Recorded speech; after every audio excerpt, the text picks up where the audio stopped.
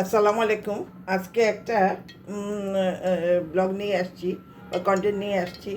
খুবই সুন্দর, দেখেন।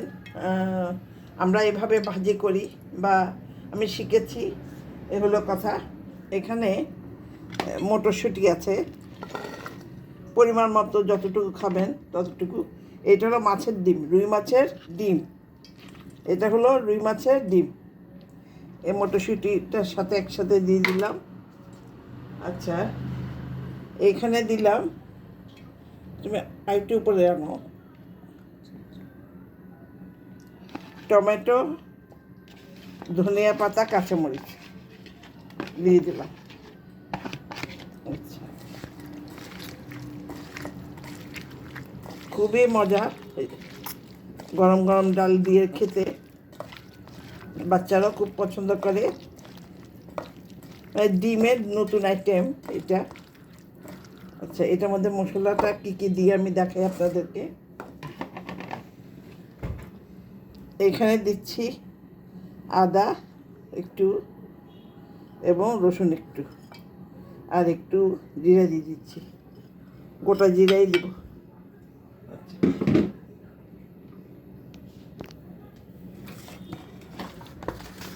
উপরে করো, লবণ দিচ্ছি।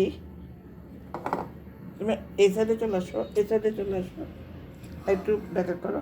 হ্যাঁ, লবণ আসলে হয়েছে কি আপুরা, আমার পাকঘরটা এত ছোট, আমি কিছুই করতে পারি না। আচ্ছা, হলুদ দিচ্ছি, সব ডিপেন্ড করে আপনার পরে।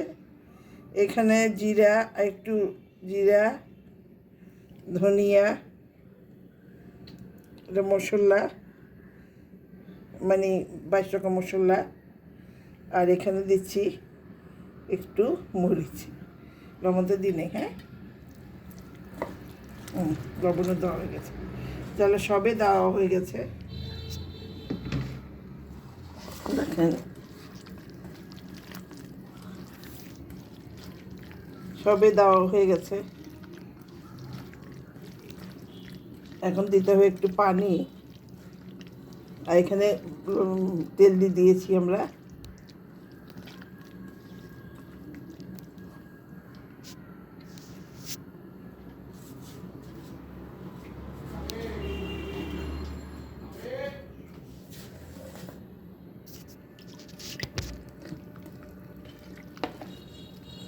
একটু পানি দিয়ে দিয়েছি। আচ্ছা, এখানে আরেকটা জিনিস দিব, নতুনত্ব দুইটা জিনিস দিব। একটা মুরগির ডিম ভেঙে দিব।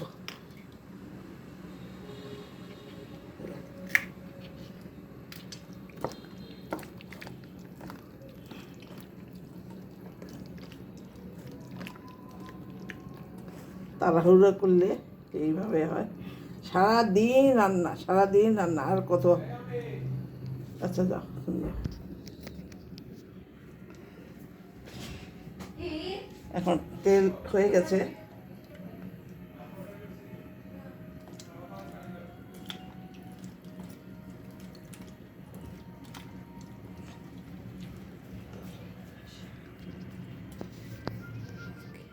আচ্ছা,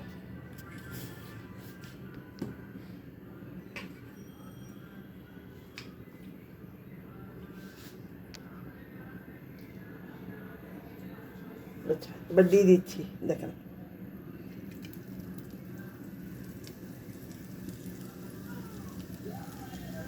একটু উঠিয়ে রাখলাম, কারণ যারা সেরি খাবে তারা গরম গরম করে খাবে।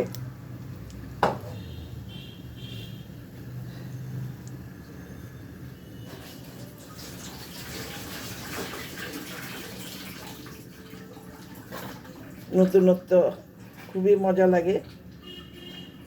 এই জিনিসটা ফুলে উঠবে।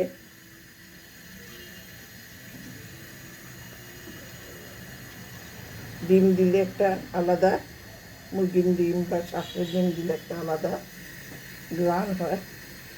এইভাবেই করতে হয়।